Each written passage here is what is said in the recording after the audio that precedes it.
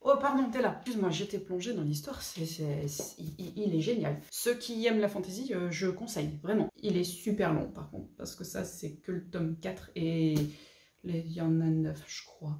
Bref, aujourd'hui on va pas du tout écrire un livre, on va faire un petit marque-page.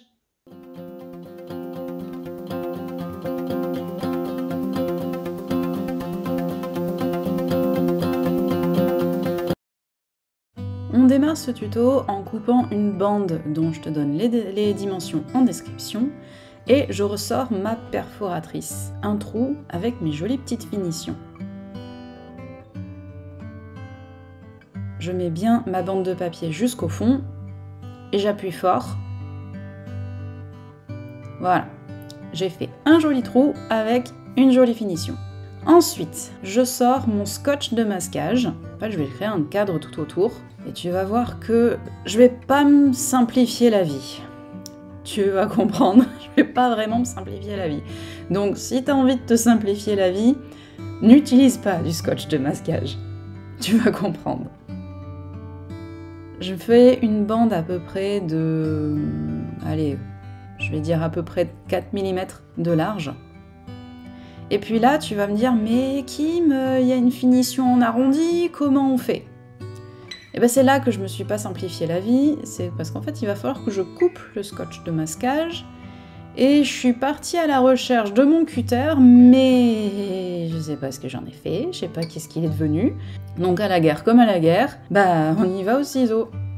Et tu vois que ça va pas être simple. L'arrondi, on s'en occupera après. Déjà, on pose le scotch de masquage. Je le pose tout autour, même sur ma finition, et après je vais couper le scotch de masquage en suivant la forme de la finition. Voilà, là dans l'angle, je fais un arrondi. Alors effectivement, je confirme, les ciseaux, c'est pas ce qu'il y a de plus pratique. mais vraiment, je sais pas ce que j'ai fait de ce cutter. Pas moyen de remettre la main dessus. Je crois que c'est les lutins en fait qui l'ont fait disparaître. Ils m'ont fait une blague. En fait, tu fais une entaille avec ton cutter, toi du coup, parce que je pense que tu seras mieux équipé que moi. Une fois que tu as fait cette entaille, tu vas enlever le scotch de masquage que tu auras coupé. Et c'est ça qui va te donner le côté arrondi. Tu peux aussi le faire avec du fluide de masquage, hein, si tu le souhaites. Je voulais te le montrer avec du scotch, montrer que ça aussi c'est possible. Voilà, t'enlèves bien tous les petits morceaux de scotch qui peuvent s'arracher. Après, ça dépend des scotch et ça dépend des cutters. Moi, comment ta lame est aiguisée, si ton scotch est résistant ou pas. Après, c'est à toi de voir, mais il faut faire attention de ne pas couper le papier en dessous. Donc, il faut bien gérer ta pression.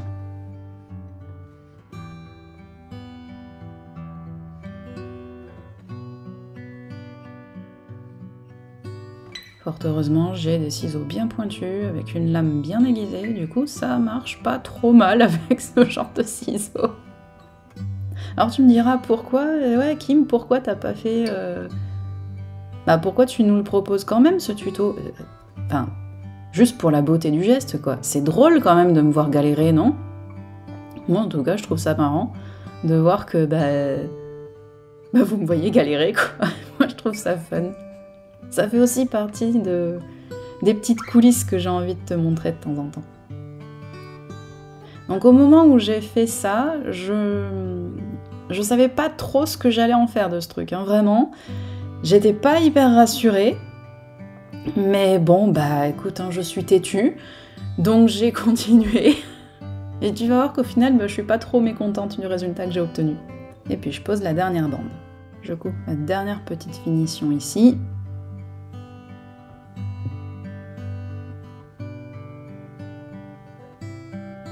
Et voilà. Bon, maintenant on est bon, on va pouvoir attaquer.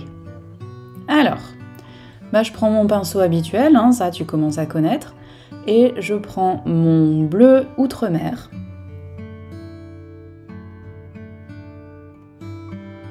Avec un jus bien fluide, je vais peindre la partie haute de ce marque-page.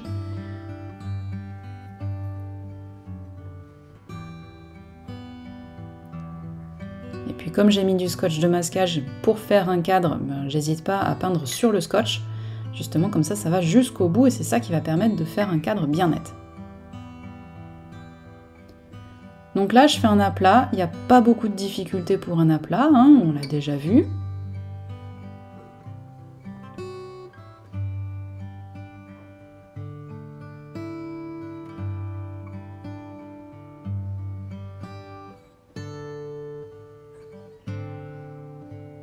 De temps en temps, tu me vois m'arrêter, en fait, je regarde tout simplement où est-ce que je vais m'arrêter. Et je pense que je vais... Voilà, je fais une petite marque là, ici, avec un jus bien dilué pour pouvoir dire, ben voilà, c'est là que je m'arrête.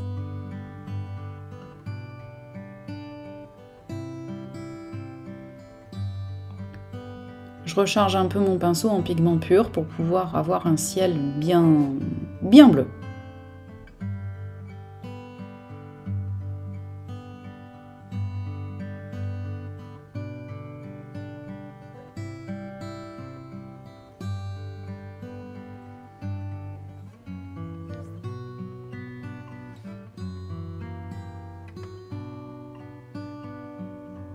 Je cherche pas spécialement à faire d'effet dans le ciel.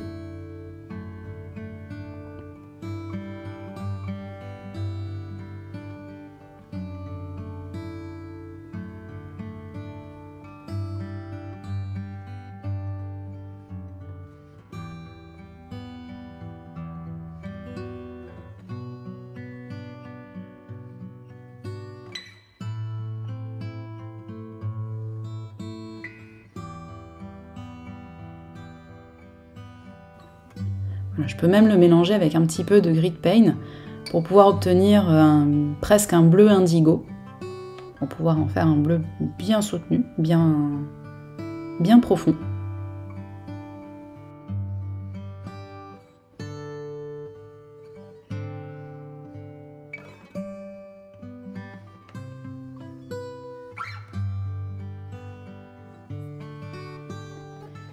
Et attention, tour de magie, pouf, c'est sec.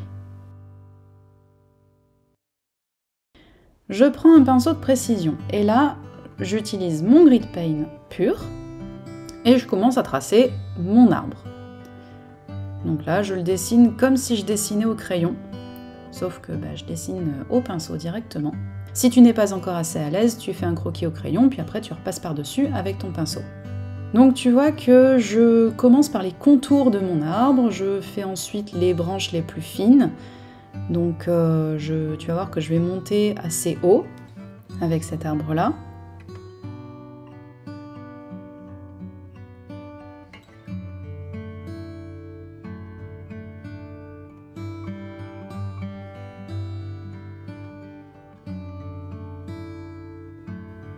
Et plus je vais vers la pointe, plus je vais vers la cime de l'arbre et plus je vais faire quelque chose de fin.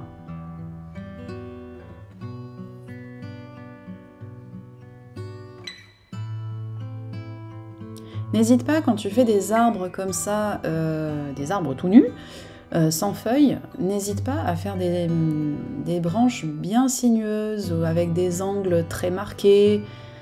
Ça peut donner une atmosphère. Observe aussi dans la nature comment sont les arbres comme ça, tu vas voir que les branches elles sont pas nécessairement droites, il y en a que oui et puis il y en a d'autres que non. Pour la partie des racines, tu vois que j'ai fait une espèce de petite vague. En fait c'est pour faire quelque chose de pas trop régulier, pour faire comme pour faire les racines qui sont enfouies dans la neige. Et puis après, pour colorer le tronc et les branches les plus épaisses, je peins comme ça, comme si je coloriais. Pour faire les branches plus épaisses, avec mon petit pinceau de précision, ce que je peux faire aussi, jouer sur l'appui du pinceau. Un peu comme on a fait les feuilles, tu sais, que je t'encourage à faire en un seul geste, inspire-toi de ce geste-là pour pouvoir faire des branches.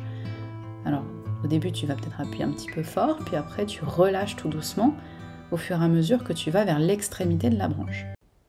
Ça peut être une technique aussi pour dessiner des branches.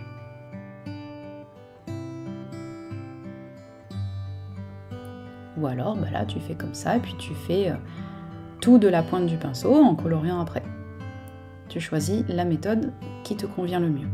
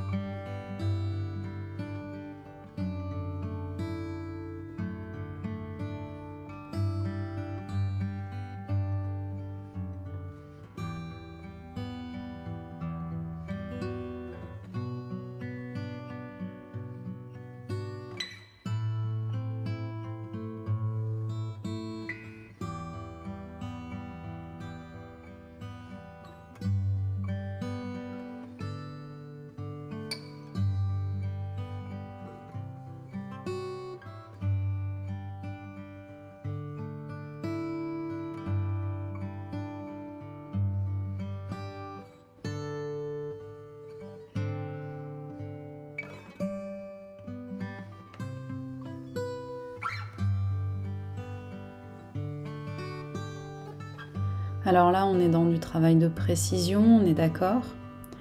Parce que là, c'est vraiment quelque chose où tu maîtrises l'appui de pinceau. Mais si jamais tu essayes de faire ce tuto directement au pinceau comme moi, et que tu rates en quelque sorte une branche, bah, dis-toi que c'est pas bien grave.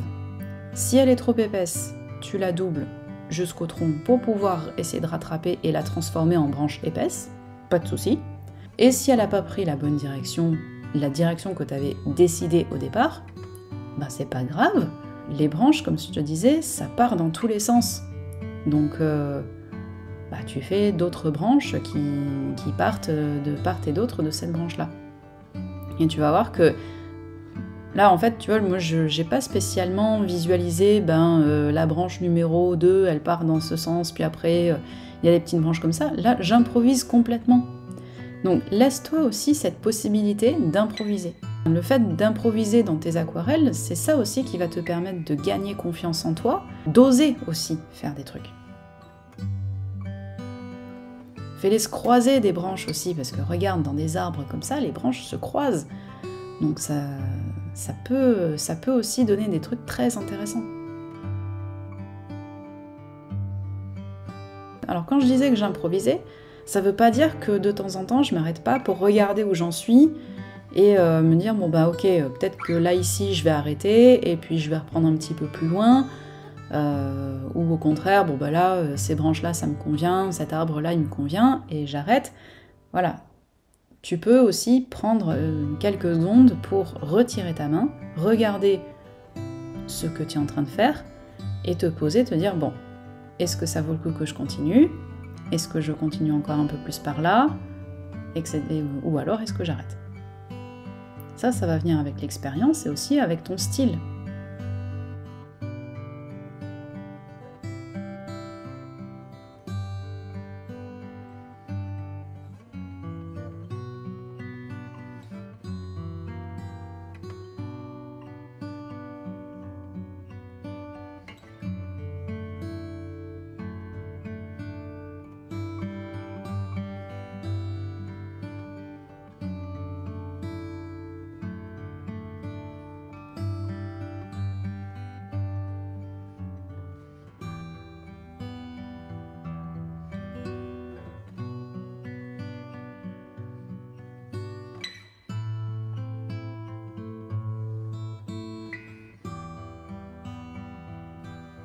Voilà, là, moi, je suis plutôt satisfaite de ce que j'ai fait sur l'arbre. Je vais reprendre mon pinceau à la vie et je vais lui faire l'ombre qu'il projette dans la neige. Parce que le secret, c'est que la neige, ça ne se peint pas. Ce ne sont que les ombres qu'on peint. Donc je pars de la base du tronc, au niveau des racines, et puis je trace un trait comme ça, tout simplement. Pour ce coup-là, on va pas aller plus loin sur la neige. Et puis c'est le moment fatidique où je vais retirer mon scotch de masquage et je trouve que je m'en sors pas trop mal avec cet arrondi. C'est là où je me suis dit bon ça va, je me suis pas trop mal débrouillée malgré le matériel pas vraiment adapté.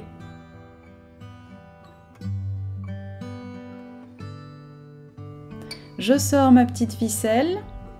Je fais une boucle et je coupe. Je passe la boucle dans le trou.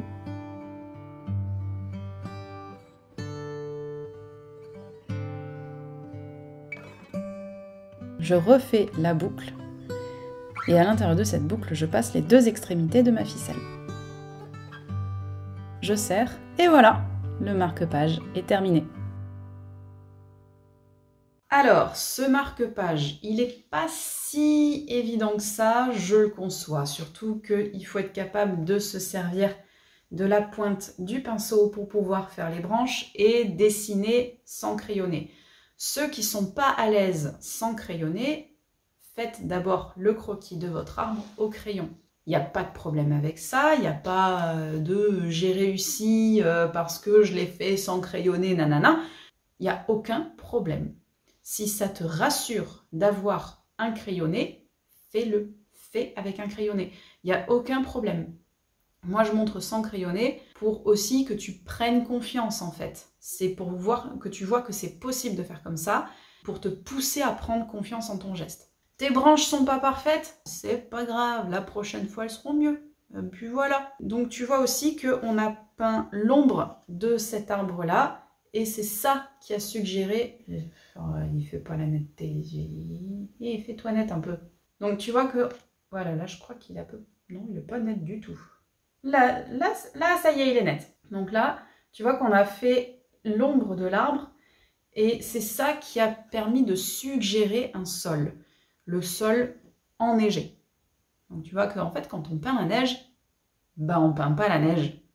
On peint les ombres qu'il y a sur la neige. J'espère que ce tuto t'a plu. Dis-moi en commentaire s'il t'a plu. N'oublie pas le petit pouce et t'abonner aussi si tu es nouveau sur la chaîne. S'il est nouveau, bah bienvenue. En attendant, prends soin de toi. À demain.